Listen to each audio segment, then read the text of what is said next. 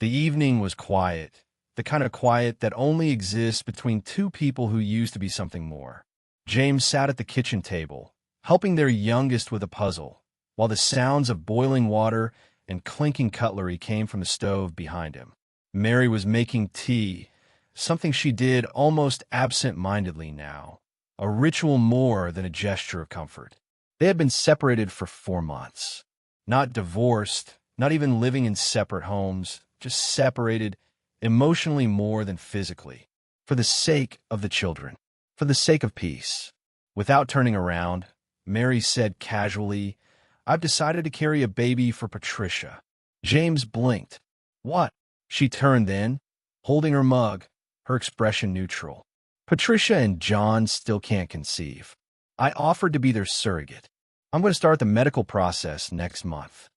James stared at her, unsure if he had misheard. "You're what?" "A surrogate," she repeated, like she was announcing the weather. "It just makes sense. We're identical twins. It'll feel more like her baby that way." He leaned back, slowly, trying to find words. "And when exactly were you planning to tell me?" She frowned. "I'm telling you now." "No, Mary. Telling me after you've made up your mind isn't the same as talking to me before deciding." She sipped her tea. "James, it's my body. My decision." He didn't raise his voice. He didn't have to.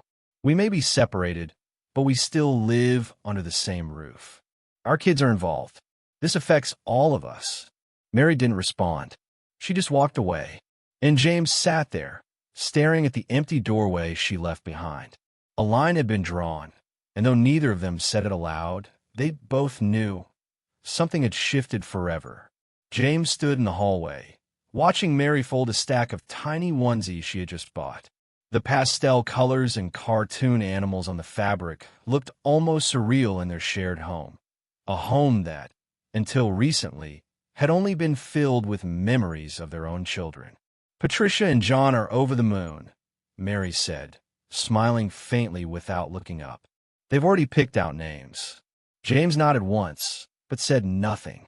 He wanted to be supportive, truly, but every time he tried, a quiet resentment surfaced inside him. Not because she was helping her sister, but because she never asked if he was ready to be part of that journey. She simply assumed he would be. And now, every day, he lived with the visible reminder of that decision. Her growing belly, her morning sickness, her doctor appointments, her joy, but not his. Mary caught his silence and turned to him. "You've barely said 2 words to me this week." James shrugged. "I'm just tired." She narrowed her eyes. "This isn't fair, James. You're acting like I've done something wrong." He hesitated. "You didn't do something wrong, Mary. You just did alone." She sighed in frustration. "I thought you'd understand. This doesn't change anything between us." James looked at her then, not with anger, but with sadness. "It changes everything."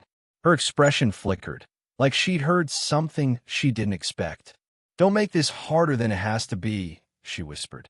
"I'm not making it hard," he replied quietly. "I'm just no longer pretending it's easy." As he walked past her and down the hall, Mary stood there frozen, onesie in hand, heart suddenly heavier than before. And from that moment, silence began filling more space than words ever could. By the time Mary entered her 3rd trimester, the rhythm of the house had changed. She moved slower now, holding her lower back as she climbed the stairs, her breath catching more often. The kids asked questions. "Is the baby ours? Why is Mom tired all the time?" James answered carefully, never unkindly. "Mom is helping Aunt Patricia. That's all." Patricia and John came by, sometimes dropping off vitamins, checking on the nursery being set up at their house, but they never stayed long. Their visits were polite, rehearsed. They were grateful, certainly, but James noticed how quickly they disappeared when it came time for real work. Mary, on the other hand, stayed and leaned.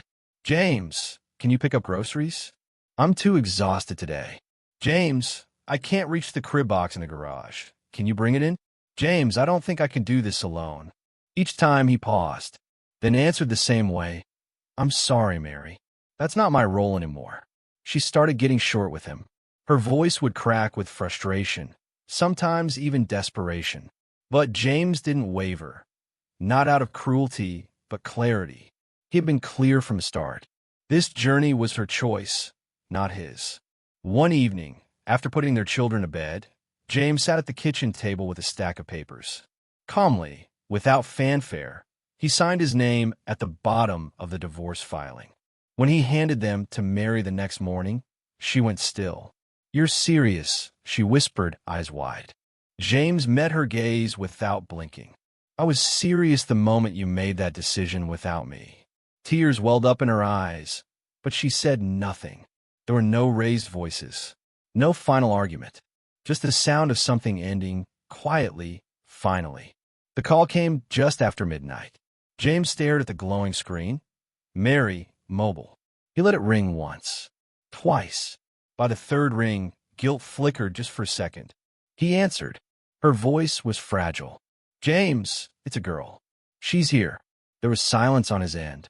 "I'm still at the hospital," she continued, barely holding herself together. "Patricia can't come. She's recovering from surgery. And John, he says he's stuck at work." James closed his eyes. "I'm glad the baby's healthy, Mary. But I told you I wouldn't be involved." "I'm scared," she whispered. She won't stop crying.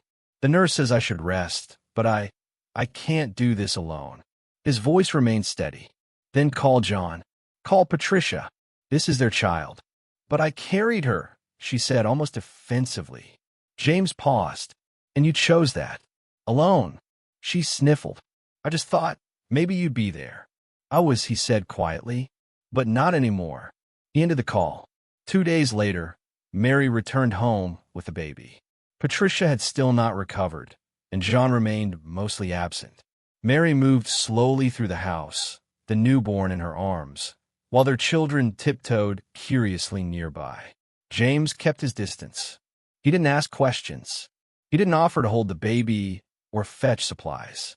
He simply made dinner for the kids, folded laundry, answered work emails. Later that night, Mary stood in the hallway, watching James from the doorway. "She needs a warm bottle," she said, gently rocking the infant. James didn't look up. "Then warm one." Her expression crumpled. "James, please." He finally met her eyes. "Calm, cold, final. Not my child," he said. "Not my role." And with that, he walked past her, into the room where his children slept, where his world still made sense. The days that followed felt like a strange blur. Mary tried to act like nothing had changed, offering to make coffee in the mornings, asking about James's day, even sitting beside him on the couch at night, just a little too close. Once, she brushed his hand as she passed him the remote. He didn't flinch, but he didn't react either. "James," she said softly one evening, "I miss how he used to be." He looked at her for a long moment. "Used to be doesn't exist anymore." She smiled faintly. "Maybe we could try again for the kids. For us." He said nothing, just returned to stirring his tea. Later that week, she tried again, this time with tears. "I made a mistake," she said, standing in the hallway, clutching her coat, the baby asleep in a car seat beside her. "I thought I was doing something good. I didn't mean to shut you out." James folded his arms, not angry, not bitter, just still. "You didn't trust me with the truth, Mary. Why would I trust you now?" She bit her lip, nodding slowly. "I'll go stay with Mom for a while," she whispered. "Maybe that's what's best." James didn't argue. She waited, hoping for something, anything, a change of heart, a flicker of regret, a step toward the door with her. But none came. He simply said, "Let me know when the kids are visiting." And that was it. She gathered her things, lifted the carrier, and walked out. The door closed behind her with a soft click.